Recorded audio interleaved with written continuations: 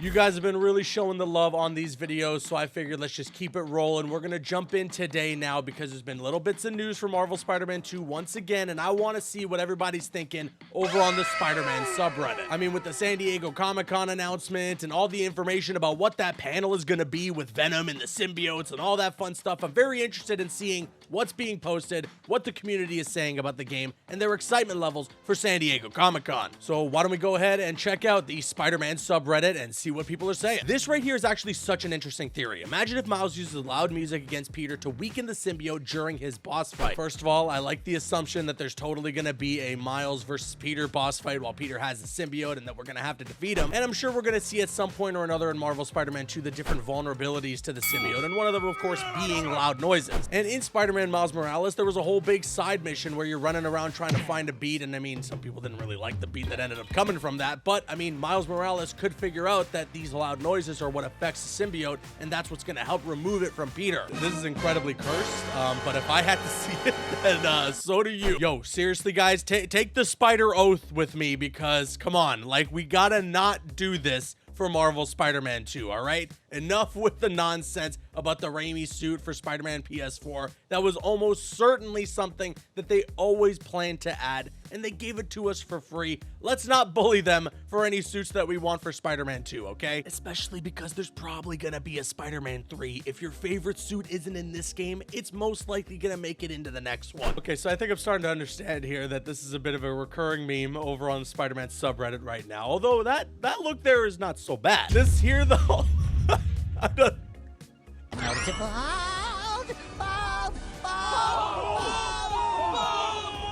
Okay, so I saw this clip going viral on Twitter, and I'm surprised a lot of people didn't know about this because they pointed it out when the game came out. If during this Rhino chase scene, you don't do the QuickTime event to save the baby, Peter will swoop in and save the baby himself. And then if you go into photo mode, you can actually see there, Peter's giving you a nice little thumbs up. It's this little attention to detail that makes Insomniac so great at what they do with these Spider-Man games, and I'm really looking forward to what we might see in Marvel Spider-Man 2, what little Easter eggs people might find when they spin things around in photo mode. And hey, if you can't wait to see what attention to detail Insomniac is going to add into Marvel Spider-Man 2, then scroll down and hit that thumbs up button. Share that excitement with me. Okay.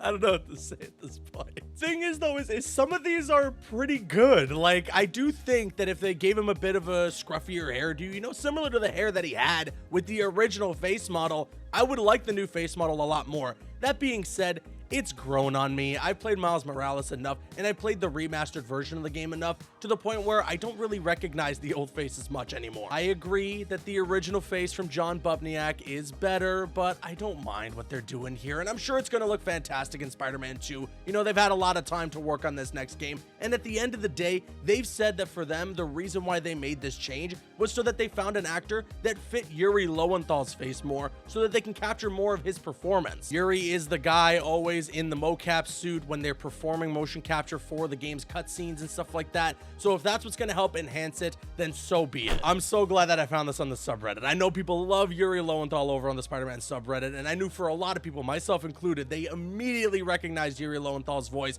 when we saw that Mortal Kombat 1 trailer. And the comments already got me. I mean, I'm going to put some smoke in your eye. That's incredible. Face looks like the updated Peter Parker model from the remaster version.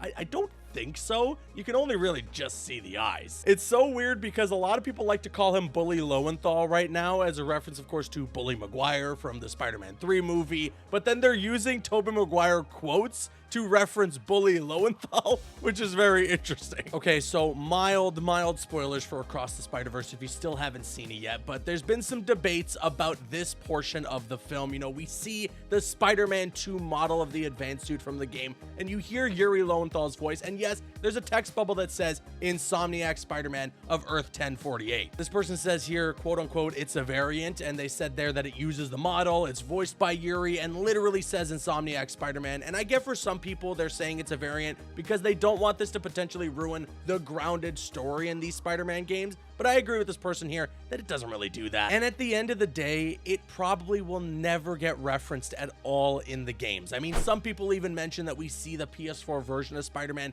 during the Spider-Geddon comic book, and even still, there's no reference to any multiverse shenanigans in any of the games. So for the most part, these are probably non-canon stories, and if you want to, you can just consider it a variant. It's okay. For me, it was just cool to get another look at the advanced suit from Marvel Spider-Man 2 and to hear Yuri Lowenthal's voice in Across the Spider-Verse. I actually see this tweet brought up a lot. Way back in 2018, Insomniac replied to some tweet saying, "Who said Gwen Stacy is dead in our universe? Some people have speculated that could mean that she might pop up in Marvel Spider-Man 2. And I mean, yeah, that could totally happen. I don't think they're gonna end up doing Spider-Gwen. I think it would be really weird if in universe there were 3 different people that ended up getting spider powers, but there's certainly a possibility here that Gwen Stacy could show up as a supporting character in Marvel Spider-Man 2. She's an iconic character in Spider-Man lore in general, so I feel like at some point or another we do gotta see her pop up. I was waiting to find this. Thankfully somebody posted about this, so I believe a lot of people found out through the PlayStation Store that the preload date for Marvel Spider-Man 2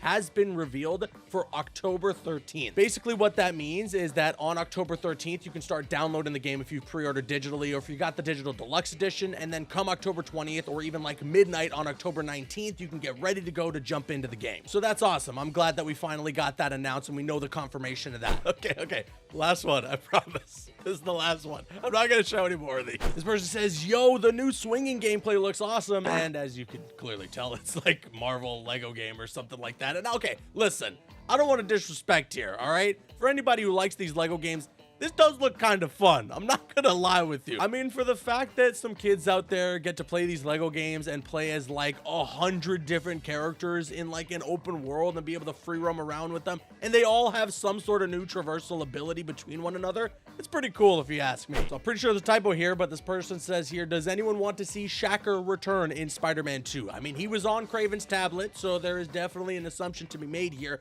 that the Shocker is gonna come back in Marvel Spider-Man 2, and yes, I would like to see him return. You know why? I don't need to repeat myself. You know why. Okay, I've talked about this before, but it's gained some traction over on the Spider-Man subreddit. Of course, in this little synopsis for Marvel Spider-Man 2, you can see at the end there it mentions that you're going to face off against the monstrous Venom and the dangerous new symbiote threat. For a lot of people, they think that that means that there's going to be more with the symbiote that we have to fight off against in Marvel Spider-Man 2 besides just Venom. I still don't think that's the case. I don't think we're going to see anything like Carnage in there. I don't think we're going to see 2 different people be Venom in Marvel Spider-Man 2. I think it just means in general that Venom's going to be in the game. He's going to be one of the villains you fight, and the symbiote in general is a threat to our characters, even though Peter uses it, and I'm sure it's going to be a lot of fun to try out those new symbiote abilities. It's obviously not good for him, considering he's turning into a bit of a bully Lowenthal. So yeah, I understand why people are speculating, because it does sound a little ambiguous here in this synopsis, but I don't think it means what everybody is assuming it could mean. And hey, speaking of which, you know, Yuri Lowenthal confirms that bully Lowenthal is going to be in Hall H, as of course they did confirm from Insomniac and Marvel that there's going to be a Spider-Man 2 panel at Hall H later this month during San Diego Comic-Con. And I am just so excited to see what they're going to be showing. 1 hour dedicated to Venom and the symbiotes is something that gets me incredibly hyped. I have no idea what they have planned there. I do not know what they're going to show. All I hope for is that there's going to be plenty of it released online for us, and that it's not all going to be saved for the folks in Hall H. I understand that some of it is going to, that's just the way it works. That's how Hall H is supposed to be. It's an experience. You had to be there kind of thing. But I'd have to imagine that there's going to be a decent amount of stuff that's going to be released online. And I'm sure for plenty of people that are going to be there in attendance, we're going to get breakdowns as to what was all shown. And as I've said before, I'm going to do my best to keep you guys up to date on everything that's going to be shown during San Diego Comic-Con. So make sure you're subscribed to the channel, guys, and make sure you got those notifications on. You do not want to miss the Spider-Man 2 content that's coming your way in the next couple of weeks. But all right, I think that's about everything I wanted to cover here on the Spider-Man subreddit for today. But now I want to kick it to you guys. Sound off with your thoughts in the comments section below. Are you excited to finally hear the preload date for Marvel Spider-Man 2 being October 13th? And also, what do you want to see from the Venom and the symbiote panel that they're going to show during San Diego Comic-Con? Sound off with all your thoughts in the comments. And of course, if you enjoyed this video, hit that thumbs up button. I've been Caboose, and I'll see you guys later.